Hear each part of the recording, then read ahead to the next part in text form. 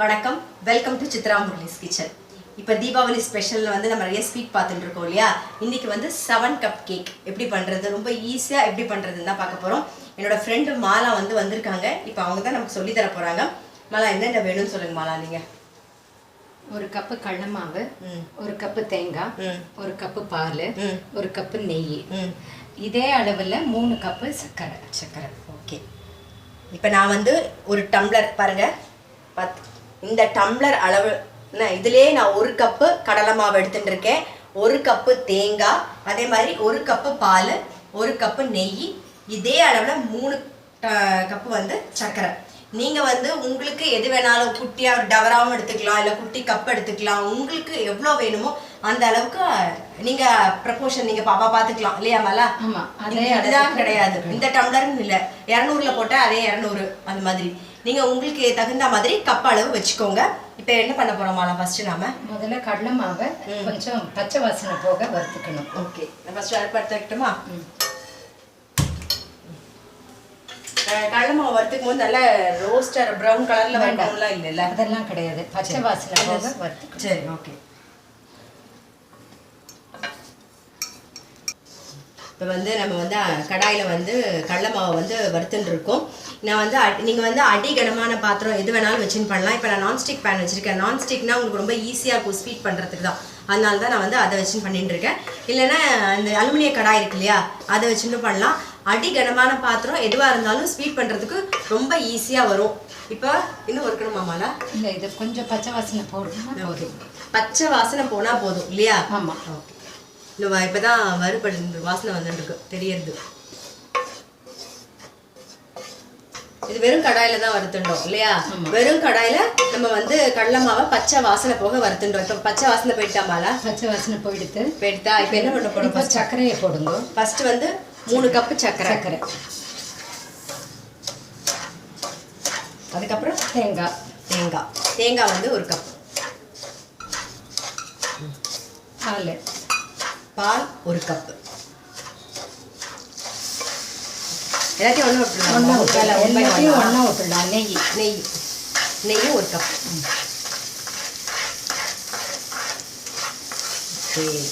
அவ்வளோதான். இப்படி கலரிண்டே இருக்கணுமா?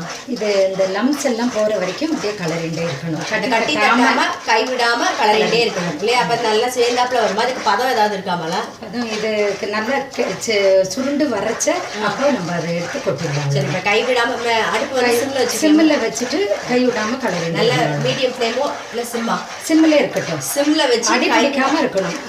அடி பிடிக்காம சிம்மில் வச்சுட்டு கைவிடாம கலருங்க. அப்போதான் வந்து கட்டி தட்டாமல் வரும். இந்த மாதிரி ஒரு ஃப்ளாட்டான தட்டில் வந்து நெய்யை தடவி வச்சுக்கோங்க, இந்த மாதிரி நீட்டாக. ஏன்னா அது ரெடி ஆனவுடனே டக்குன்னு கொட்டுறதுக்காக எல்லா பிளேட்டும் ரெடி பண்ணி வச்சிடுறோம் நாம். இப்போ வந்து நம்ம மீடியம் ஃப்ளேமில் வச்சு கலரின்னு இருக்கோம். இது வந்து கொஞ்சம் திக்காகி சேர்ந்து வரும்போது சிம்மில் வச்சுக்கலாம். ஃபஸ்ட்டு வந்து சிம்மில் வச்சு கொஞ்சம் நேரம் கலருங்க. அப்புறமா மீடியம் ஃப்ளேமில் வச்சுட்டு இதே மாதிரி கலரிண்டே வாங்கும். வரும்போது ஒரு அதோட பதம் வரும் பார்த்தீங்களா, அந்த சமயத்தில் சிம்மில் வச்சு கலரணும். இப்போ நான் பாருங்கள் மீடியம் ஃப்ளேமில் வச்சு கலரின்னு இருக்கேன்.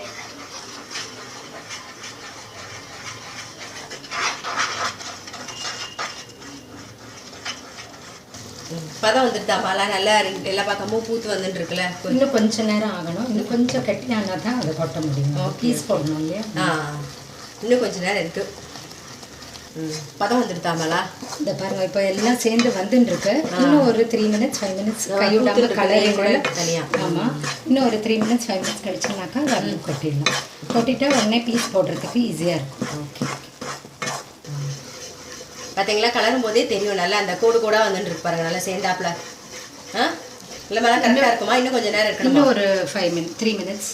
ஓகே, வச்சு அந்த சுருண்டு வருது பற்றிலாம் இதுதான் பதம். இதை மைசூர் பாக்கு மாதிரி வரும். வந்தோடனே இப்போ அதை எடுத்து தட்டில் கொட்டிடுவோம். சரி, இதை ஆஃப் பண்ணிட்டேன். ஓகே, கொட்டிடுவோமா நீங்களே?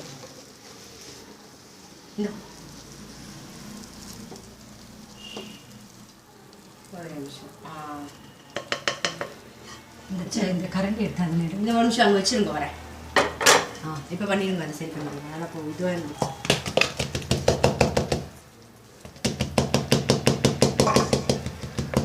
கொஞ்சம் ஆறின அப்புறம் பீஸ் போட்டுடலாம். ஓகே, இப்போ வந்து நம்ம தட்டில் கொட்டினதை வந்து பீஸ் போட்டுக்கலாம். சுட சுடவே போட்டுலாம் அல்ல மாலா? போட்டுடலாம். ஏன்னா இது கரெக்ட் பதம் தானே. ஆமாம். அதனால இது போட்டோன்னாக்கா அப்படியே ஒரு பேப்பரில் வச்சு சாய்ச்சோன்னா எல்லாம் அப்படியே விழுந்துடும். ஓகே. நல்லா வாசனையாக நல்லா இருக்கு மாலா, வாசனையே. ஓ, ஸ்லைஸ் பண்ணதை ஒரு பெரிய தாம்பாளத்தில் கொட்டிடலாம் அல்ல மாலா? அப்படியே சாய்ச்சிடுவோம். எடுத்து பாருங்க. இப்படி எடுத்துட்டு அந்த இதில் பீஸாக அப்படியே எடுத்து பாருங்க, நல்லா அழகாக வந்திருக்கு. ஆர்டர் எடுங்க. 7 கப் கேக் சூப்பராக வந்திருக்கு. நான் டேஸ்ட் பண்ணிட்டு இருக்கேன். மாலா, பேச முடியல என்னால், அந்த அளவுக்கு அவ்வளோ டேஸ்ட்டாக இருக்கு. ரொம்ப நல்லா வந்திருக்கு. ஒரு நிமிஷம் இருங்க, நான் சாப்பிட்டு முடிச்சிடுறேன்.